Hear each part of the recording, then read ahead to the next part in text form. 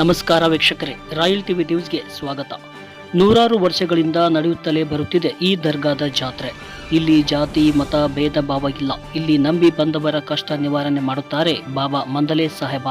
ಹೌದು, ಅಂತಹದೊಂದು ವಿಶೇಷ ದರ್ಗಾ ಇರೋದು ಇದೇ ವಿಜಯಪುರ ಜಿಲ್ಲೆಯ ಸಿಂದಗಿ ತಾಲೂಕಿನ ಸಂಬೇವಾಡ ಗ್ರಾಮದಲ್ಲಿ.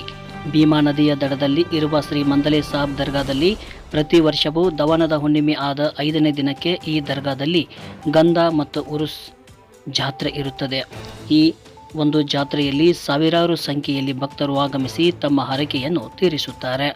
ಭಕ್ತರ ಇಚ್ಛೆಯಂತೆ ಇಲ್ಲಿ ದೀರ್ಘ ದಂಡ ನಮಸ್ಕಾರ, ಬಾಜಾ ಭಜಂತ್ರಿ ಸಮೇತ ಹಾಕುವ ಸಂಪ್ರದಾಯವಿದೆ. ದರ್ಗಾಕ್ಕೆ ಅರಿವೆ ಗಲೀಬ್, ಹೂವಿನ ಗಲೀಬ್, ನೈವೇದ್ಯ ಸೇರಿದಂತೆ ಸಮರ್ಪಣೆ ಮಾಡುವ ಮೂಲಕ ಶ್ರೀ ಮಂದಲೆ ಸಾಹೇಬ್ ಅವರಿಗೆ ಭಕ್ತರು ಸಮರ್ಪಿಸಿ ಕೃಪೆಗೆ ಪಾತ್ರರಾಗುತ್ತಾರೆ.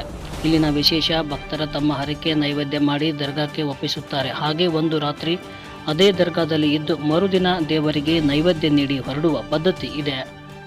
ಇದು ನೂರಾರು ವರ್ಷಗಳಿಂದ ನಡೆಯುತ್ತಲೇ ಬರುತ್ತಿರುವಂತಹ ಬಾಬಾ ಶ್ರೀ ಮಂದಲೆ ಸಾಹೇಬ್ ಅವರ ದರ್ಗಾ. ಇದು ವಿಜಯಪುರ ಜಿಲ್ಲೆಯ ಸಿಂದಗಿ ತಾಲೂಕಿನ ಸಂಬೇವಾಡ ಗ್ರಾಮದಲ್ಲಿ ಇದೆ.